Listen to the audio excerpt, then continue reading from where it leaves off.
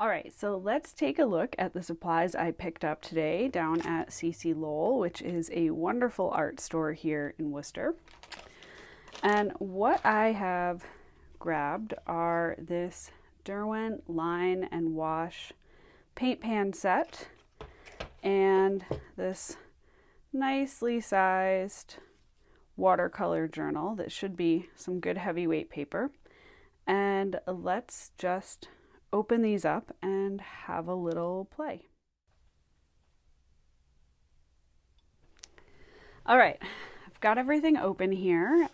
First impressions, the sketchbook seems like pretty good quality. I like that it has a little built-in space for contact information. The paper is sort of okay thickness. It said it was 200 GSM. I think I usually in my watercolor books have 300 GSM, although the Hahnemühle that I like so much might actually be more like this. It's got a little bit of texture, a little bit of that cold press texture. The quality of the paper reminds me a lot of this Moleskine book that I use just for color swatches and things like that. The grain of the Handbook Journal is finer than the Moleskine, but the quality feels very similar. I tend to be a little hesitant about papers like this that are not 100% cotton. I feel quite confident this is not 100% cotton, or it would say it on the label. And that's because I usually do very wet washes with watercolor, and the pulp blend papers really can't handle that. However, my goal here is line and wash, where the line takes center stage and the washes are loose and light and quick on top. And I also know that these Inktense colors really don't need the 100% cotton paper. The Graphitin does not need 100% cotton paper. These behave similar to watercolor, but they are not watercolor. And so my hope is that this kit will work really nicely together. The only thing in here that I have no experience of are these pastel shade colors, which are not something I've ever tried before, but I'm guessing as pastel shades they maybe are a little bit opaque. Well, let's just swatch them out and see for ourselves here. So the other thing I have not tried before, these Derwent fine liners. I love trying new pens, and I have loads of pens, but I have not explored the Derwent fine liners. I'm intrigued by this right away. Just, I don't know if you can see how the barrel is kind of clear, and you can see that ink reservoir in there, theoretically. So I should be able to tell when it's running out, which would be nice, because on my Pigma Micron pens, I can't tell when they're running out, and then they just run out. Like last summer, I was out sketching in London and Greenwich, and I was doing line and wash, and my fine liner just stopped working, and I had to go find an art supply store. And I picked up some Faber-Castell fine liners, but I haven't tried these before, so this should be fun and interesting. Let's see. Let's just go ahead and see what happens. So just do some little color swatches here and see what we have. Like I said, I haven't had the greatest of luck doing line and wash in the past. I get a little tight and coloring book like, which is not generally what I've been going for. But as you know, my goal this year is to be a bit more expressive. So I'm really interested in seeing if I can get a little looser and freer and make use of line and wash. All right, so This kit also came with a water brush, which is super handy because then you don't need to carry around separate brushes, and the palette here actually has a little sponge that you can blot your your brush off on, which is nice. I would still need paper towels or a towel of some sort, clearly, but the little blotting sponge is pretty nice. All right, so let's just get in here and see. I have played with Inktense before, and you might have seen I did a video recently where I was using Inktense underneath watercolor. This is a really vibrant yellow, which is nice. I didn't check to see if this, I really should have checked. Let's do that now. If the fine liner, oh, it moves. Okay. I wondered about that. I don't know if it's just because it's not totally dry. All right, do you see the ink is moving around a bit there? Okay, this is an important thing to know. I do not know. It says they're permanent. It says permanent. But maybe it just wasn't dry. My experience, a regular micron pen, one of these kind of fine liners, these dry really fast and they don't move. Let me grab here's a relatively thick one. That if I put a line of this down and I waited just, a few minutes, which I'll do, and then run this water over it, and I don't think it's going to move. So these Derwent ones, definitely, I'm going to come back to that and see how it is after it dries more. All right, so this is the mango color, and you can see they're called Inktense, and that's kind of a pun on intense.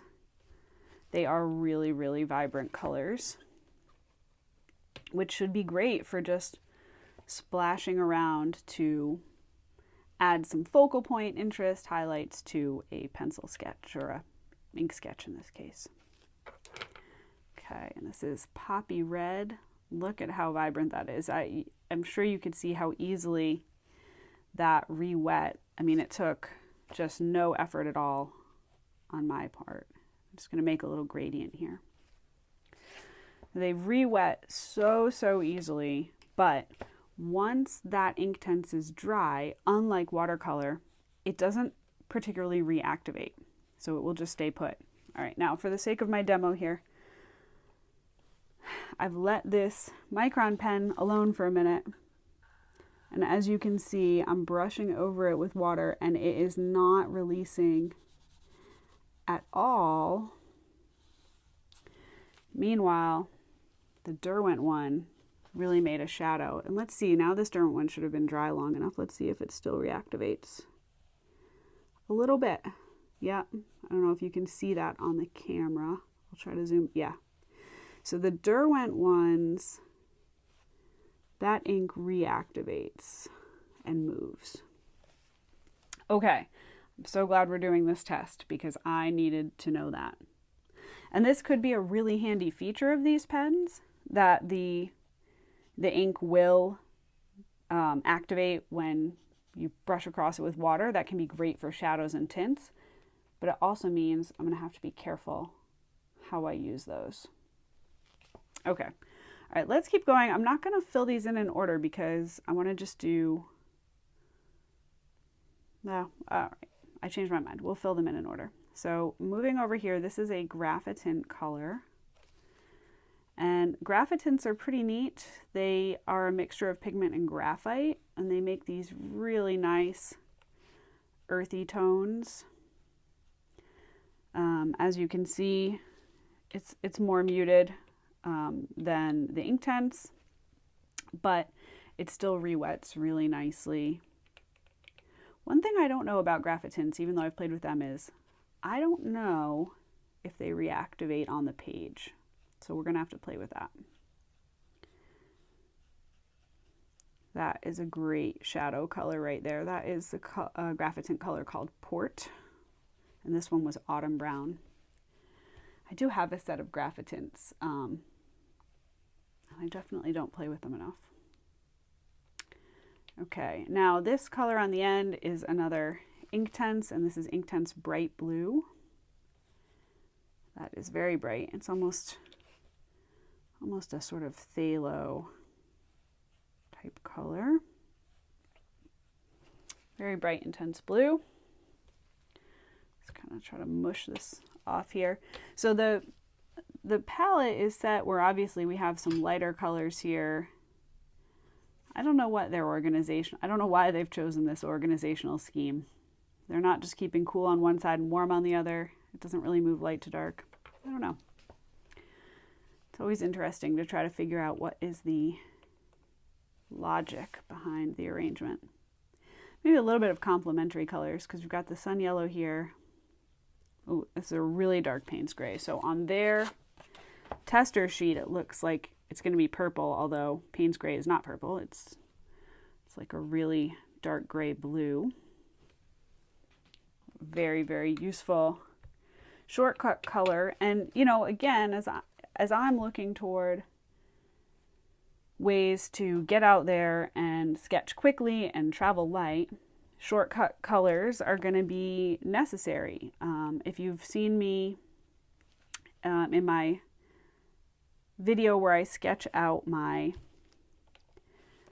urban sketching watercolor palette, and I have like 21 or so colors in there. I have a big variety of colors so that I can do lots and lots of color mixing. And I also have some shortcut colors for when I'm in a rush. But the whole idea with the line and wash is to help me take some shortcuts so that I can capture a scene quickly and travel light. All right, my next color here is Artichoke, which is one of these pastel shades. And I'm very, very curious about this one because, as I said, I've not tried any of these pastel shades before. I'm going to have to look up what that's all about. Like, is it literally water-soluble pastel, maybe? It's not super opaque. Here, I'll put it over my black line here. Oh, it's a little bit opaque, though. I don't know if you can see that. We'll see how it dries. Okay. It's a really pretty color. Nice muted green. Okay, and this over here, this is another graphitin color. This is Meadow Greens. You know, one of the challenges usually with greens straight off a tube or a pan is they are just too saturated, but these are really interesting and subtle. I'm excited about this. Okay, this is another Inktense. So this is Natural Brown. Ooh, that is a very rich color. Very nice. It's a sort of reddish. You can see as I let it water down here. It's quite reddish. Now, I have to tell you, I am not usually in love with these water brushes. I find water brushes sometimes a little hard to, it's a little hard to control the water to pigment ratio, in my opinion. And also they do tend to have very fine brush tops. I'm used to using the biggest brush I have available. In some of my other videos you've seen here when I'm working at my desk, I tend to use this number 12 round for like probably 90% of a painting. And if I'm not using this, it's probably something bigger. And in my urban sketching kit, I have a number 10 round Princeton Neptune brush that I use for, often it's what I use for the entire thing. So we'll see how I do with the water brushes. All right, this is our last pastel shade. This one is called Storm Gray. Ooh, that's a really nice warm gray color. Let's just thin it out a little. And again, I'm just going to pop this over my black line just to see how opaque these pastel shades are. You can see the way this dried, it's actually really opaque. So that is pretty fascinating to me. I'm sure you can't tell in the video, but one of the things I like about graphitints, because of the graphite in there, they are actually a little sparkly. So this one, it was autumn brown, port. This ocean blue is a graphitint, and then meadow. And they have just this little bit of shimmer and sparkle. Okay. All right, this is a very interesting set. I am going to test it out with a sketch and we'll see how we get on. Let's try the really fine liner first. Just label things up here. So this is the Derwent line and wash set. Not the tidiest color swatches I've ever done, but they'll get the job done. So let's just look. All right, it's not, I'm just seeing if I'm getting any bleed through here and how well this paper is going to handle the medium. It's not coming through, which is good. I don't know if you can see, it's a little bit, like I can see through the paper a little bit. Sorry, you probably can't see that, but you can see through it a little bit. Here's my worry. Again, I'm kind of a snob about paper. Let me just grab the Moleskine one here. So I picked this one up because these were highly recommended as a cost-effective watercolor sketchbook. And I pretty quickly decided that I hated it.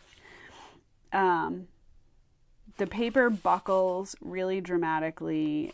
You get all these blooms and bleeds. You can kind of see through the pages sometimes. And so in the end, I mostly use it for swatches or for gouache. So here's some gouache pages that I did. It's fine for that where you're using the dryer. It would probably be fine for acrylic, as an acrylic sketchbook.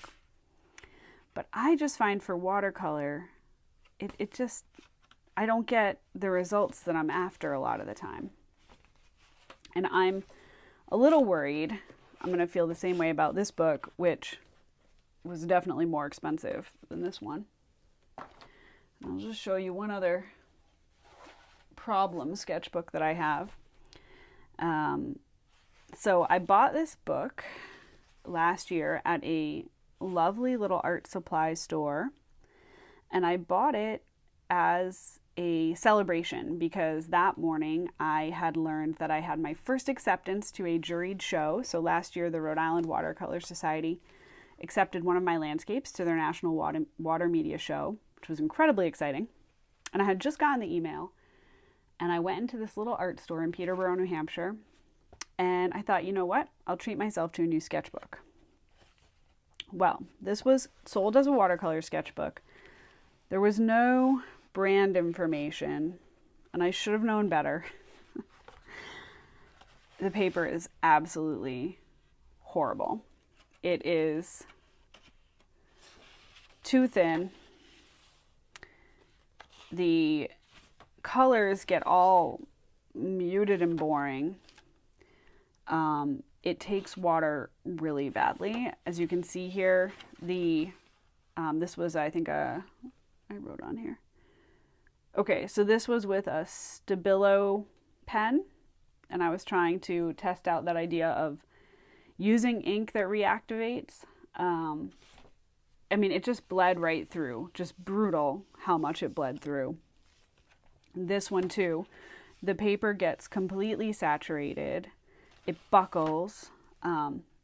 It's really only good for dry media, even though it was sold for water media. And so I've kind of forced myself to use it for exercises, even though, honestly, I really hate this paper. It's okay for gouache. But even here you can see I put down some ink tints as an underpainting, and just the way that it it makes these horrible splotches. It's just terrible paper. This is probably the best thing I've done in this book, where I did an Inktense underpainting and thin layers of gouache over it.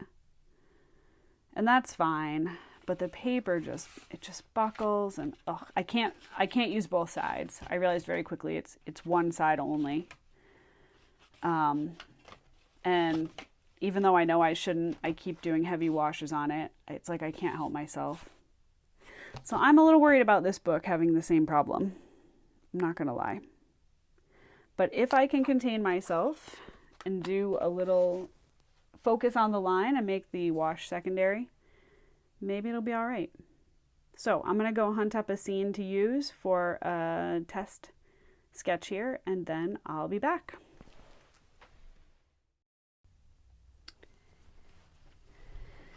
Okay, I'm back. I had a little step away here, had some lunch, and looked for some inspiration for a line and wash sketch. The weather here in the Northeast US today is absolutely disgusting. It's freezing rain outside, so I couldn't find any inspiration outside.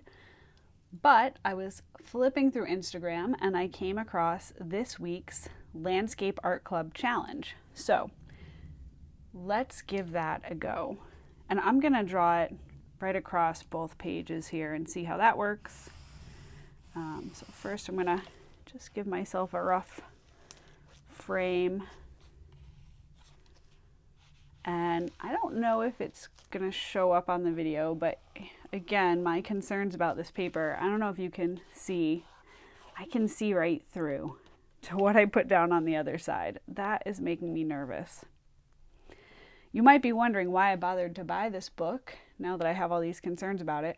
One, I had higher hopes. And two, one of my favorite watercolor teachers, Sherry Blaukoff, in one of her videos, she was using this, a book by the Handbook Journal Company. So I don't know. We'll see. But all right, I'll try not to prejudge here. I'll try to just give it a go and see where we're at. So for this image, I am starting with a pencil, as you see. Don't quite trust myself to go straight in with ink. That can be a goal that I can work up to. And so let's just get into this here. The horizon line is probably about there, I would say. There's a lot of sky in this reference. And then we've got this building. So this week's, this Landscape Art Club post was shared by an artist named Onmar Wynn, and I chose this. I decided to go ahead and do the challenge before I looked to see what artist had shared the reference, because they have a different person every week who shares. And I was really excited to see that it was from Onmar, because I have followed along with her work for a long time. I took some of her Skillshare classes back when I was really first learning, and followed along with her YouTube channel. So yeah, I'm excited to paint this scene that Onmar chose from her neighborhood. The Landscape Art Club is an Instagram group where they post, each week they post challenge images. They usually give you about 4 different images from the same geographic region that were all submitted by somebody who follows Landscape Art Club. And so they give you a bunch of options, and then people interpret them in their own style from all around the world. And you have a week to share, and then they will repost a lot of the responses that come in. And it's really interesting to see how people interpret the images so differently from one another. Okay, so I've got my big shapes. I don't want to do too much with pencil because I want to be getting into line and wash. And that means sometimes I'm going to need to be brave and go for the ink sketch first. Let me just maybe a few more little lines here. A lot of the building is hidden behind some plants, but just get some of the main shapes here. And if you check out Onmar's YouTube channel, she actually posted a video of how she does these scenes, and because of that I learned about what this building is that I would not have otherwise known. It's something to do with flood control in this river, and this arch that you see here I think water actually passes under there. That's what I understood anyway. Okay, I think that's enough pencil. So I'm going to go with the finer line first, and then I can come back in with the darker line as needed. But yeah, I think I'm going to start here. So I feel like this is a good one for me to try in this style because of there's this kind of crazy tree over here that has just all kinds of angles and lines, and I don't know what kind of tree it is, and it's late winter or early spring in this picture, so there's not really foliage. It's just this really dense tangle of branches, and whatever kind of tree it is, I don't know that we have those here in New England. This photo is from Old England, from Hertfordshire.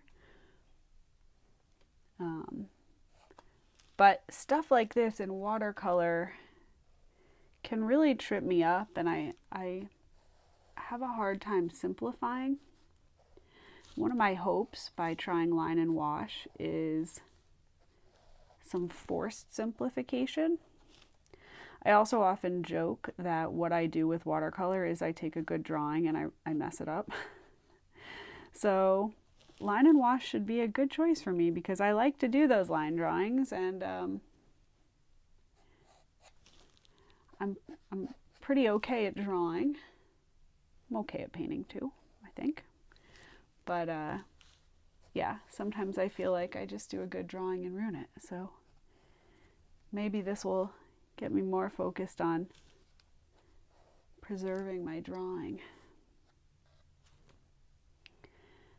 So these little details, I think this is it is one of the features of line and wash that I will probably be doing more drawing than I would, right, when I'm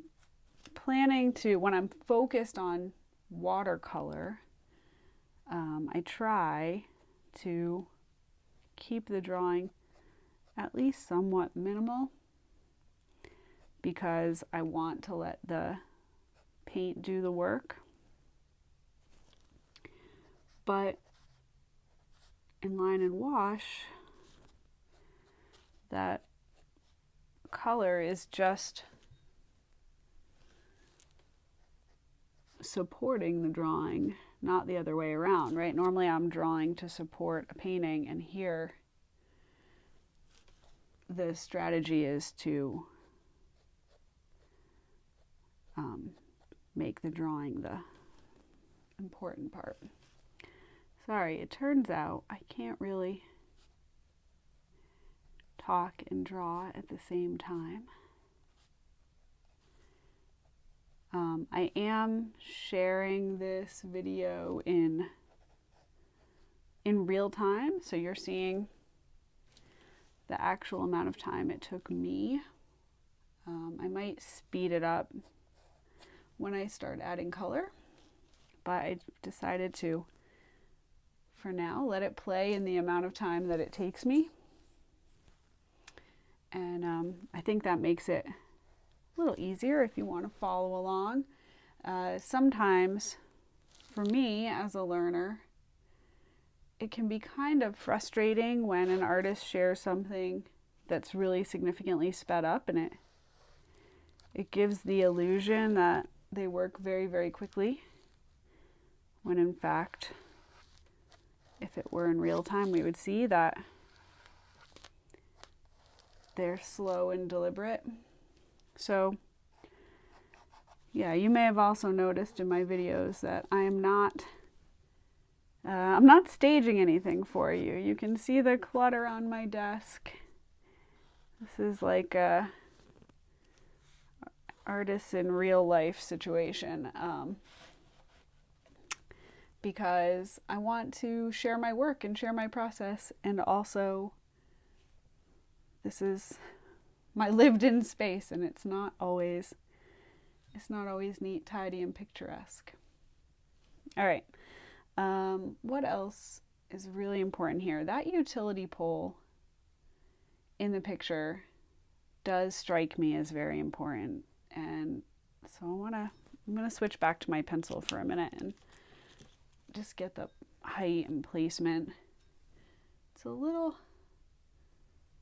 hard to see in this small picture, but it's only about as tall as that roof line. It's got a lot going on it. It's got this big some kind of big box on it. This being supported, and then I don't know what this stuff is, and some kind of other line. And no, that is not good. That is why I started with a pencil. It's tricky. It's a tricky one. I mean, it's not helping me that this is not the most high resolution photo because it's a screenshot from Instagram. There's all these kind of like wires and stuff coming off of here. And got these support things there. Okay. This is a little bit better now.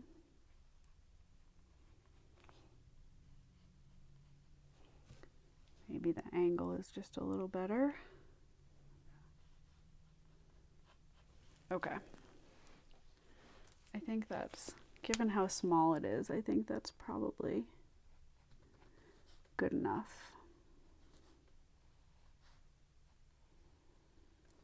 Because, you know, it's not a main element, but it does seem to me, with this kind of old-fashioned looking building and then the modern utility pole, there's something about that contrast that appeals to me. Okay. All right, we're in pretty good shape. I want to get some sense of the tree line out there. And the trees just kind of come up here and drop down. And they're not, you know, it's not a, again, it's winter trees, so they're not covered in foliage. And because of that, I don't want to just draw a line. Okay. And there's this kind of, I don't know what this type of tree is over here either, but some kind of shrub. And now there's definitely a lot going on back here, but we'll stick to the important things. There's some tall grasses, just gonna get those in. Here in this front part where I've drawn in the fence, and then we've got these kind of tufty grasses out here too. And obviously I'm not being very precise. It does seem like along the edge of this fence there's a kind of line of darker grass. So we'll get that in. Okay, and let's darken up some of these lines a little bit, like the roof line. That definitely needs kind of some darkness in there.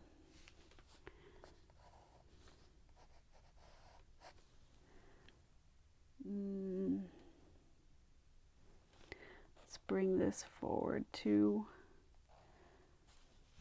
Just darkening, giving these lines a bit more weight to pull the building forward in space, because my initial line with the thin fine liner, everything is going to be kind of the same. These fine liners are interesting. They're really, I'm actually shocked how different these feel from the micron pens I'm used to, because other brands I've tried, like the Pitt pens and things, they all feel really similar to me. I don't know what it is about these. I'm not getting, and I wouldn't expect to get a huge variety of line weight because they're fixed little pens, but still, I'm sort of surprised how little variety I can get here. All right. I think, let's see, what else might I draw in? Part of what I'm thinking now is that I will do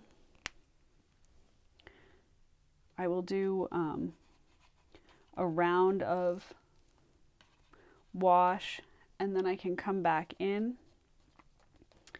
and do some more line on top. Okay. So with that plan in mind, I think we're looking pretty good. And I can't wait to see what happens with this line as I come in with wash, because as we know, it moves. All right, well, only one way to find out. Let's give it a go. All right, for the purposes of this test, I am truly limiting myself to the materials from this kit plus my pencil, which means I'm gonna try to do all the color with the brush pen. Yeah, that's what I'm gonna do. I'm talking myself into it. I'm working up to this. So, okay, let's give it a go. Let's see what we can do here. Hopefully, I don't know if you're gonna be able to see this.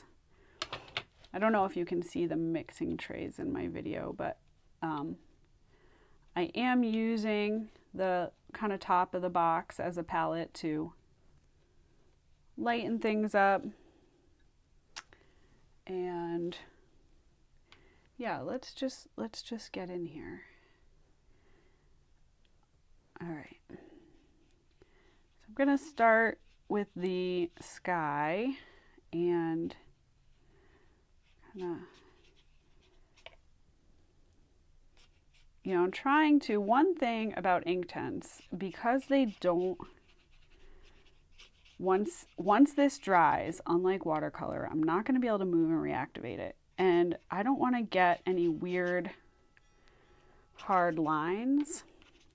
So when I've tried to use Inktense before, I was trying to use it kind of like watercolor, and I got really frustrated because I couldn't get nice gradients.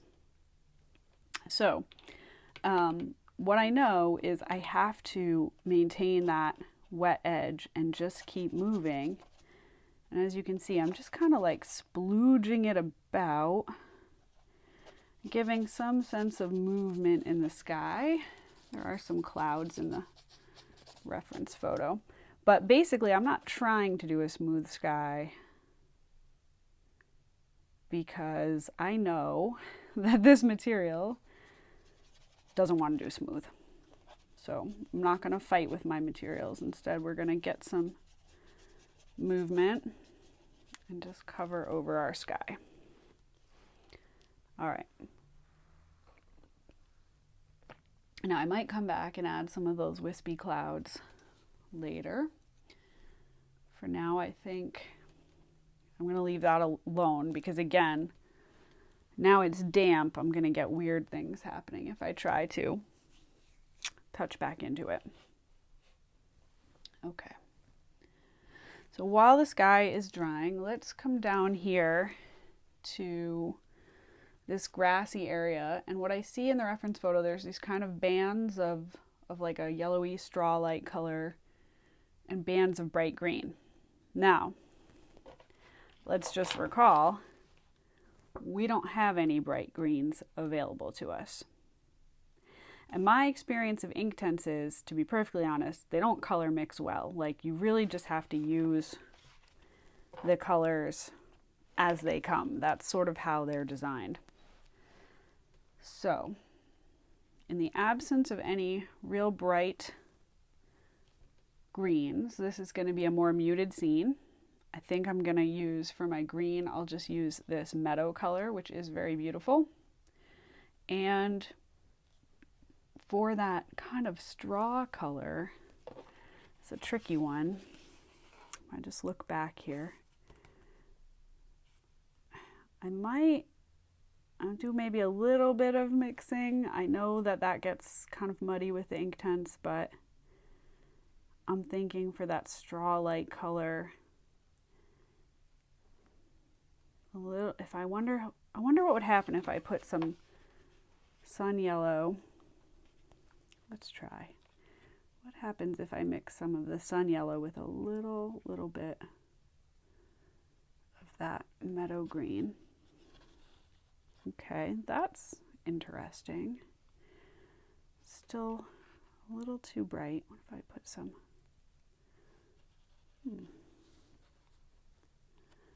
Yeah, I think if I mix some of that autumn meadow or autumn brown, I think that'll work. So obviously I'm not going to be able to be really faithful to the colors in the reference. That's okay. We're going to take some license here. Actually, I did find this to be mixed with the yellow. That made for a nice, bright, intense color. Okay. So let's just kind of loosely splooge in some of these. I'm going to go out of my way here to leave some white because, to be perfectly honest, that is a thing I struggle with. I tend to just go crazy coating my page from edge to edge. And that's not always desirable. So, okay. I've got a nice light watery wash here. And that mixed up pretty nice, actually.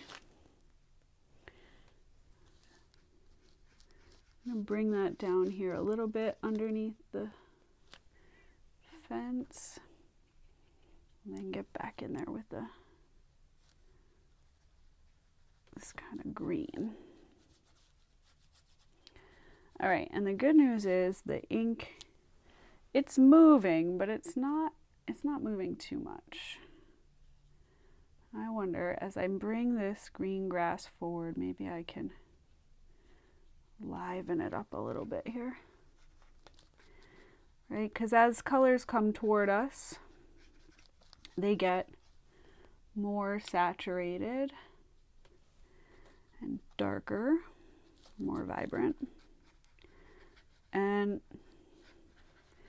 trying to keep in mind here that I'm not,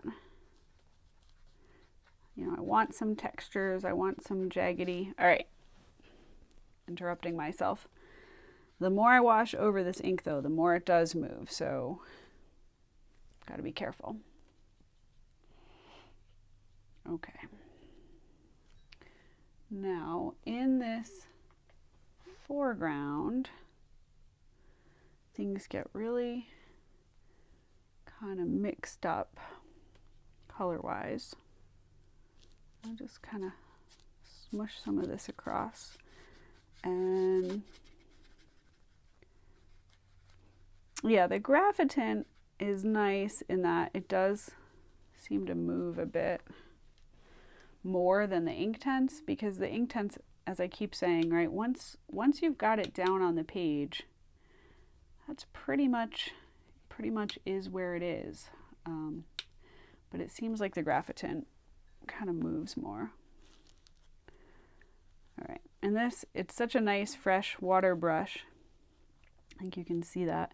You can get a really fine line out of it. I mean, I've been kind of abusively scrubbing it over the page, which you can get away with. I mean, they're just synthetic bristles. It's nothing precious. It can take a little abuse, but you can get a really lovely fine line out of it. All right, filling in my textures. As I'm doing this, what I'm noticing, this background is really already dry. Find Inktense dries really fast, and also, although it is cold here in the room that I'm in today, because I'm using this pulp paper, it's going to dry a lot faster than if I used 100% cotton paper. So it's a good benefit. It's the type of thing I try to remind myself of, instead of just being a snob and insisting on only having my very expensive precious cotton paper, that there are actually really good uses for other types of paper too.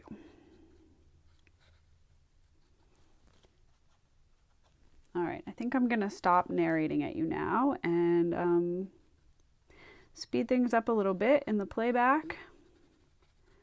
So enjoy, and I'll pop back in if anything notable happens.